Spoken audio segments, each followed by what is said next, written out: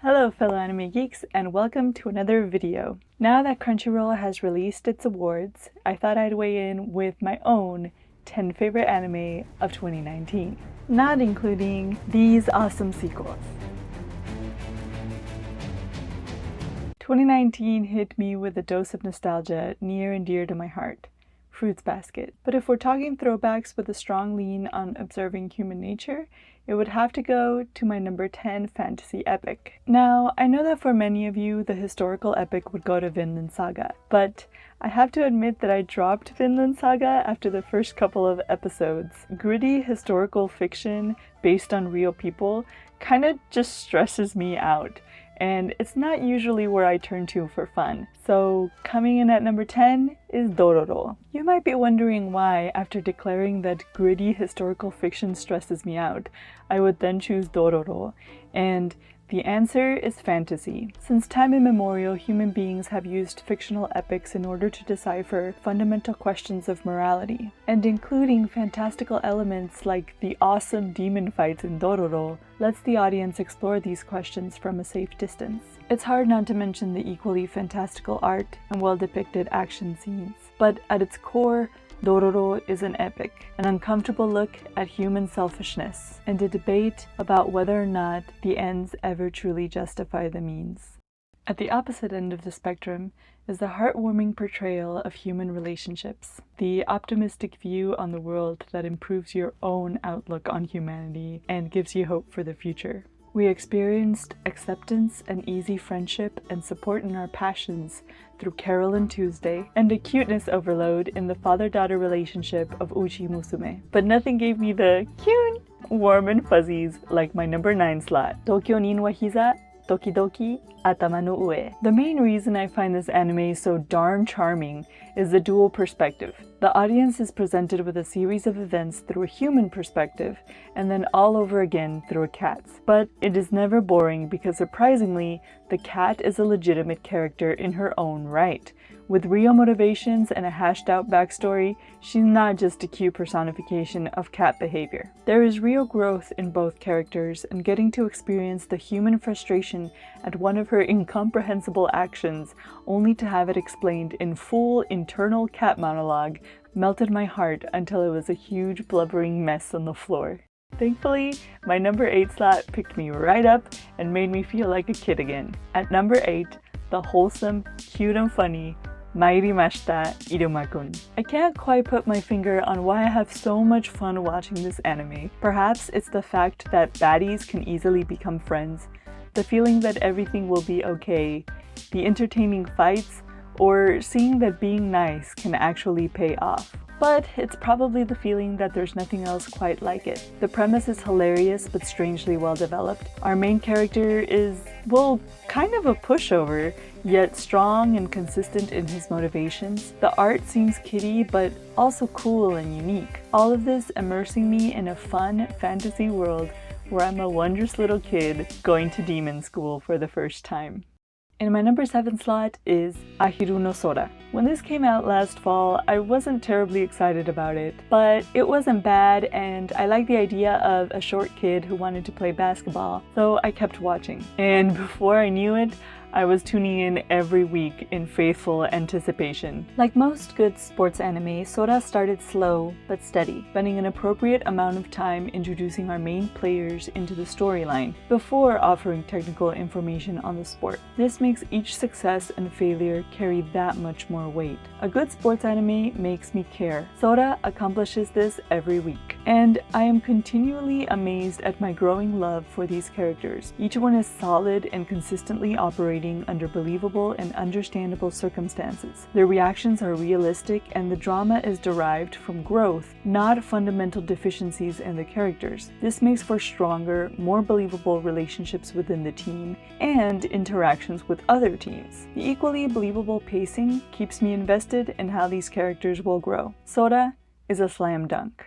We move from a very traditional set genre in Ahi Tuna Soda to a strange combination of mystery, space adventure, romance and comedy in number 6, Kanata no Astra. In order to explain why I think this odd combination works, I think it easier to explain what Astra didn't do instead of what it did well. Hate when mystery is unnecessarily dragged out and takes detours that have absolutely nothing to do with resolving the main plotline. Astra didn't draw out the plot. The number of planets our characters would visit was outlined at the beginning, they visited that amount, and all of the actions they took to resolve the issues were confined within that time frame. The ending was very complete. All loose ends were tied up and all of our characters got resolution. Hate when the plot sets up a storyline that is completely different from the one we end up getting at the end. Astra introduced elements of romance in the beginning and sprinkled them throughout the plot where it made sense for them to pop up. It never took over the storyline or hindered the plot moving forward, making each romantic moment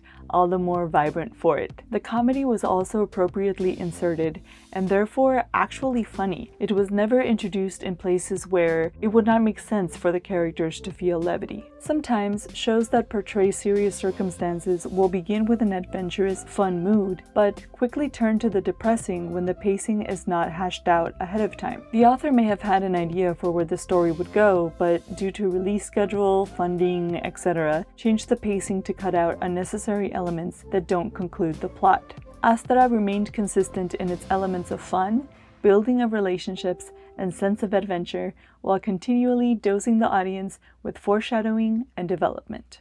Another example of well-paced fun within a high-stakes situation comes in at number 5, Dr. Stone. It is not only refreshing that this anime has a post-apocalyptic setting and still manages to have a fun and positive mood, but as someone with a background in science, I love that our protagonist is a scientist. Every time he explained how something works, I found myself cheering. Yes, yes! See? Science is cool, kids! Like most of the anime in this top 10, Dr. Stone is unique. Who would have thought up a post-apocalyptic setting wherein humankind is petrified by an unknown flash of light for thousands of years at that? Inagaki-sensei, that's who. And this setting is the perfect vehicle for the storyline. It makes sense for our main character to live and thrive in this world, just as it makes sense for our bad guy. And there is a surprising amount of action. Science is cool, kids! Each fight makes sense within the story and drives the plot forward, and it is constantly moving forward, but each event is given the proper attention and time necessary for the audience to digest it. And I did. I savored and celebrated each invention. But that was also because it wasn't all fun and games. Remember, post-apocalypse. Yes, food, shelter, computers, gone, but also medicine and a society with set moral standards. Dr. Stone explores the consequences while keeping the audience giddy over the next invention. 2019 didn't really offer us a proper romance. You know, the kind of anime where the plot, the character growth, and the drama are all derived from the romantic relationship. But there were some great anime with romantic components. There were the hilarious 4-koma-based gags in Kaguya-sama and the calm and sweet slice of life of Senryu Shoujo. But last year, I was surprised that one of my favorite romantic depictions of all time came from a music seinen. At number 4, Kono Oto Tomare. Romance is only as good as its characters, and the reason its romantic element shines despite this anime being a music seinen is because the characters are so freaking good. I can count on one hand the number of times an anime has depicted characters that seem alive to me. Kono Oto does not only this, but also the same obnoxious character turnaround that One Piece makes me fall for every time. It'll introduce a character in the most hateful way, only to give me a fantastic backstory, justify all of their actions, and make me completely fall in love with them. And, much like Boku no Hero, everyone is just so darn charismatic. In Kono Oto, the characters are particularly realistic, as there is no element of fantasy. Instead, they are complex in their feelings, they are good-natured, and most important to me, they have reasonable and grounded reactions. The romance is gradually, realistically, and expertly built upon multiple interactions between the characters, but friendship doesn't take a backseat either. All of the relationships in Kono Oto are integral to the plotline, and character deficiencies or misunderstandings are never added to create unnecessary drama. I admit, there were a few times I caught myself crying. Oh no, this is gonna take forever to clear up. Only to be immediately proven wrong, because the pacing is also realistic and engaging. The next competition or point of interest is never too far ahead, but the improvements and successes of the characters are reasonable and believable. This is a music anime, but it views more like a sports anime. Kono Oto creates such a good foundation of well-grounded character motivations that the audience is free to celebrate each success without ever thinking it cheesy. Every so often, an anime comes along that is so different, so challenging, I have to watch it despite it being outside of my comfort zone. And not since the premiere of Shingeki no Kyojin have I felt as uncomfortable as when I watched my number 3, Yakusoku no Neverland. The way the audience was introduced into this world was genius. There was nothing dating the beginning scenes in the orphanage. The kids' play was idyllic, and yet something was wrong with that gate we saw earlier. In this way, our discomfort grew to utter terror by the end of the first episode, only to be worsened by the fact that the plot took a page out of mystery thriller manual and only showed the audience snippets of time within the character's progress. This accomplished multiple things, among them a purposeful and well-planned exposition, but also added to the feeling of constant, ever-present danger. I never knew where I stood, what our characters should do, or who to trust. Placing each of the characters on different sections of the moral spectrum was another component of this show's brilliant writing. I never knew who was part of each plan, or who I even wished to succeed. Okay, Yakusoku no Neverland is one of those anime where I have to stop now, otherwise I'd be taking away from the expertly placed revelations within the plotline. So, I'm going to move on, but if you haven't already, go watch it now.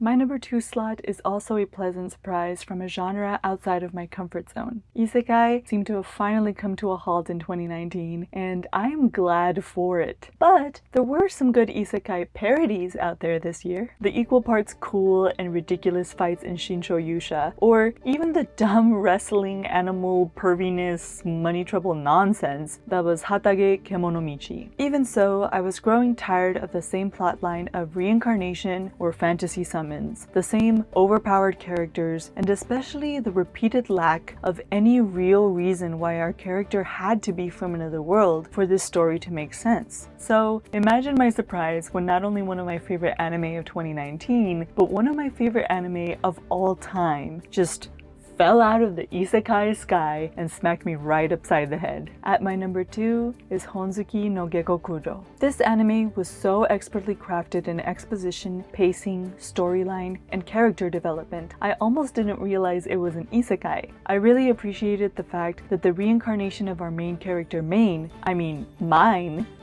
mattered. There were clear consequences for her being from another world, and they drove the plot. From her struggle adapting to her new family, who were strangers to her in the beginning, to the steps necessary to execute her goals. Each interaction and process in trade, building, and everyday activities was driven by her knowledge of modern technology. It was easy to journey right along with her and experience what it would be like for a modern person to share knowledge with a more primitive society. But part of the reason why it's so easy for the audience to relate to mine is because she is realistically interacting with her new world. Her growing affection for her new family, for example, is beyond heartwarming. As she grows to love the characters she meets, we grow to love them as well. Of course, we wouldn't be able to relate to a weak character either. Mine is strong in her convictions and morality. Her actions in this new world stem from her value in the relationships she forges, and she is overpowered in her own right, but not in an unbelievable way. We spend time first exploring the world, acquainting ourselves with our character's goals, and then realizing she has some latent powers